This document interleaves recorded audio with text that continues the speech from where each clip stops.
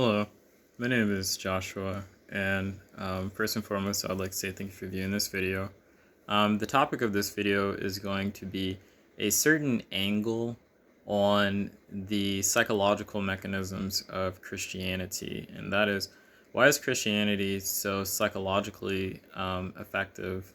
More so, an analysis of Christianity and its psychological uh, functioning here in modernity rather than the psychological impetus for the emergence of Christianity or Christian morality.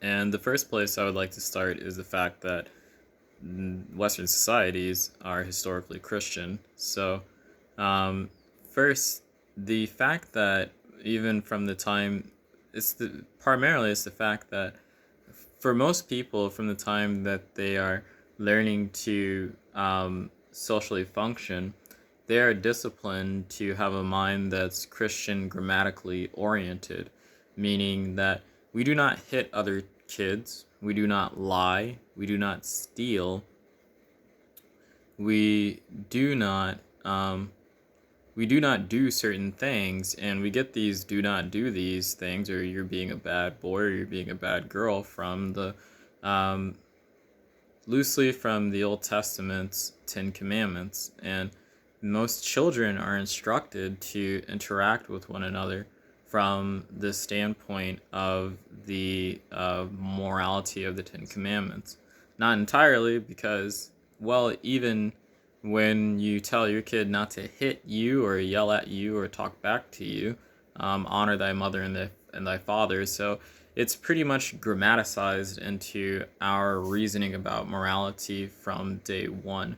For most people, this isn't like a blanket statement, but generally most people in Western societies, that's well, in America, maybe I would say, that's the first place. And so if we do not encounter Christianity, or are not indoctrinated into Christian theology, moral teaching and theology, then we're already primed for it to be sensical and agree with our feelings and our initial lessons of what it means to interact with people and be social. So that's the first place that it's localized. And the next reason why Christianity is psychologically effective, or how it functions, why it's so effective and or at least it may not be as effective as it was, but it's still pretty potent as a set of beliefs. Very many people are still Christian, and Christianity is spreading in other places in the world. The reason I think that Christianity spreads in other places in the world, and why it still is fairly effectively spreading in America across people and groups, is because, well, there's a. Ooh, okay, so I'll stick with the more less obvious psychological ones for now. So to me, the less obvious psychological one is the very image or structure of God as being a father. Now, I think Freud and others have talked about this. I'm not really sure. No. So Freud didn't have a very sophisticated take on this, and Jung talked about the father archetype, but I don't want to talk about this from an archetypal standpoint. I want to talk about this from a actual psychological functioning standpoint. So we have circuits to actually understand care, nurturing, and we associate this reward system that we have for a desire for care and nurturing with our caretakers. And so, because our desire for nurture and care is filled by a father and a mother in most situations, you, or I don't know if that's still true to this day, but one of the things that psychologists, especially Christian apologists, will point out, that most atheists did not have a father, And so that's why they don't believe in God, which that's not halfway wrong, because it is the case that what the mind does is being a repurposing agent. So because it's the case that we learn first to be cared for and receive affection from others, and then we learn to conform our behavior to continue to receive that affection or reward from others. Once we get to a certain age where we are socialized, we understand this dynamic between affection, care, fatherhood, reward, and punishment. And so the very nature of God being something of a loving father who is just and knows right in all is something that is basically intuitive to a lot of people. It's definitely an idea that people grow out of because we learn that our parents or our earthly parents are imperfect and they're people just like us, no wiser. It does not mean that all of that emotional content in that circuitry is not being used in another direction towards perhaps conceiving the idea or the mind of God. And I think that that's what's true. And so that's what seems to be the most psychologically real. Then I would say that next, we, in that, further, I suppose, in that dynamic, is the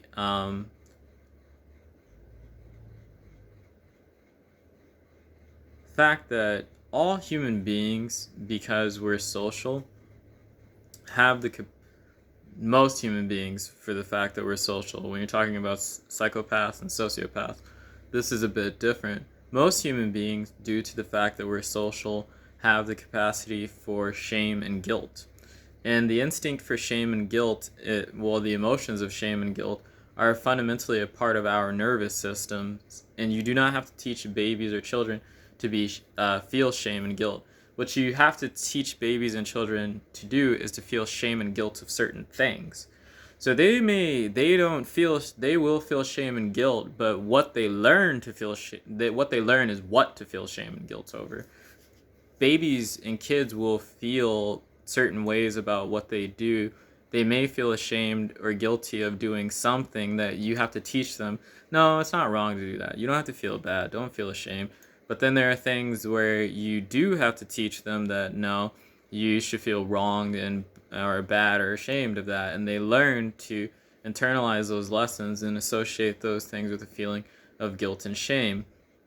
But the fact that we just grow in our cognitive development, but we don't lose any of our brain really, and that the experiences and the emotions of ourselves don't really go away, but recede further and further into our unconscious and become more schemas that we use, so long as they prove themselves to be more relevant and useful across contexts, which they are, especially the feelings of shame and guilt as it pertains to discipline and punishment, because it's the case that we go through a very lengthy acculturation process through schooling and socializing with other kids that teach us that it is normal or appropriate to feel shame and guilt, because we teach one another to feel shame and guilt over what we do, so that even though we are strangers and we're not able to completely impart or transfer affection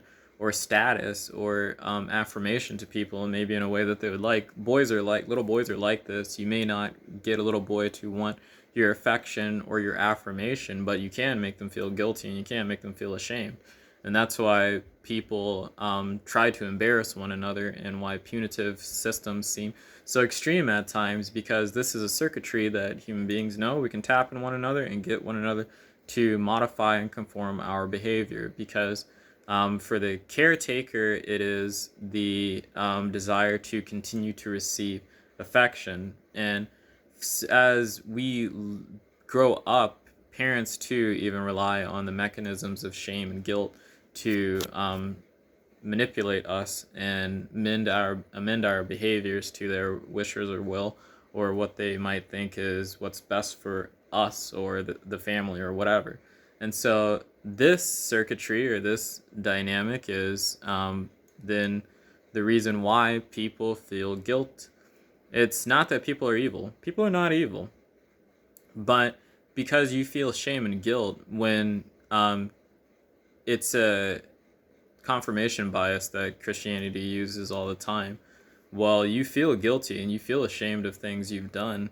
Therefore, the idea of original sin makes sense. Therefore, you are sinful. Therefore, you are evil.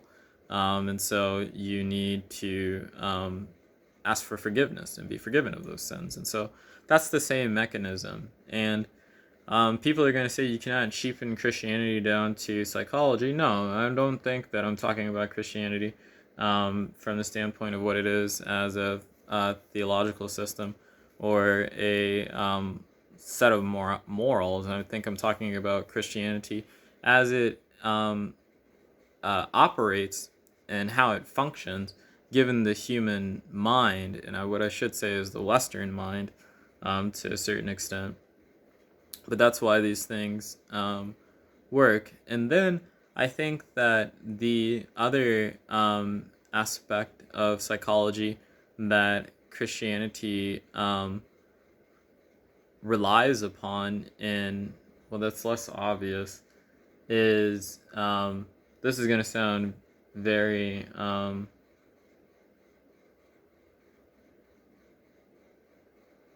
so the one that's less obvious, but kind of you can see it. This kind of ties to Nietzsche's critiques of Christianity. Christianity reduces. Nobody likes the feeling of being inferior, and we have a compensatory mechanism for our feelings of inferiority, and that is admiration or awe. So we don't like to feel inferior to others, and we like to have admiration and awe for those emotions are relevant to us. So everybody is a sinner. Nobody is different. So there is no real superiority, and all authority is granted by the perfect God. There is a perfect being or creature who is all powerful. And honestly, God is a concept of power, especially in the Old Testament, because the number one word that's associated with God in the Old Testament is glory, how powerful he is. And so that power, that majesty, that monarchical casting of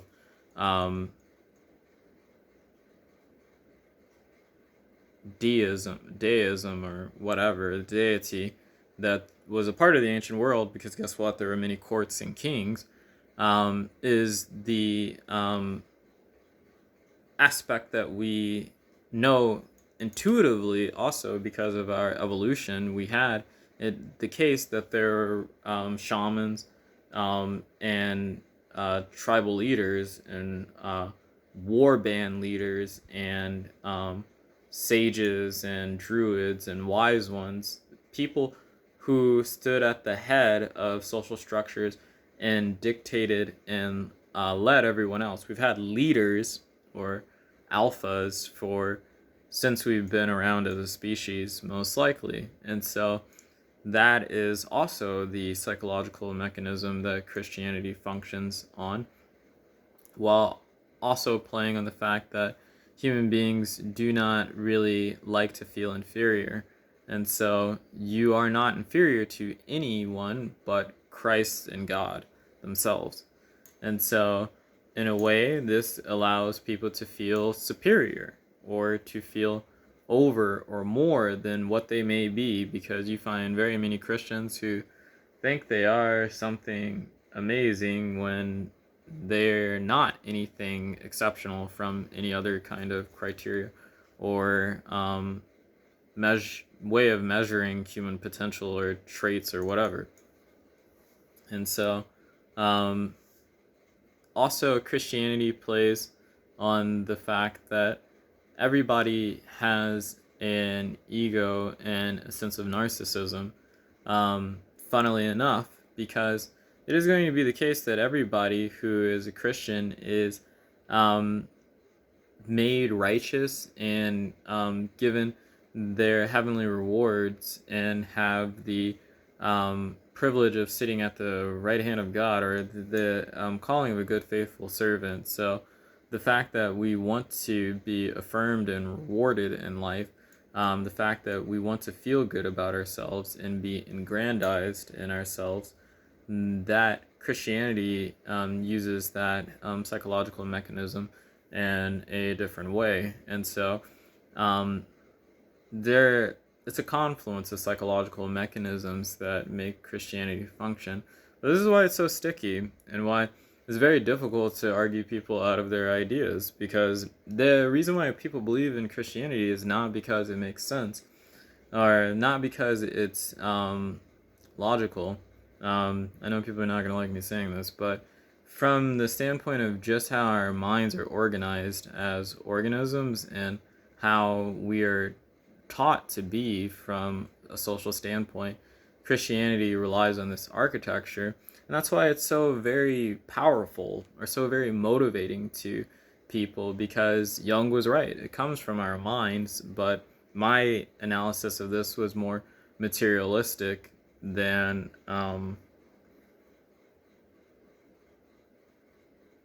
depth analytical. So this is more a materialistic take on it. So to me, these are the material reasons as to why Christianity functions in human psychology, or the psychological functioning of Christianity in, as it pertains to human psychology. So that's a shorter video. Thank you for watching.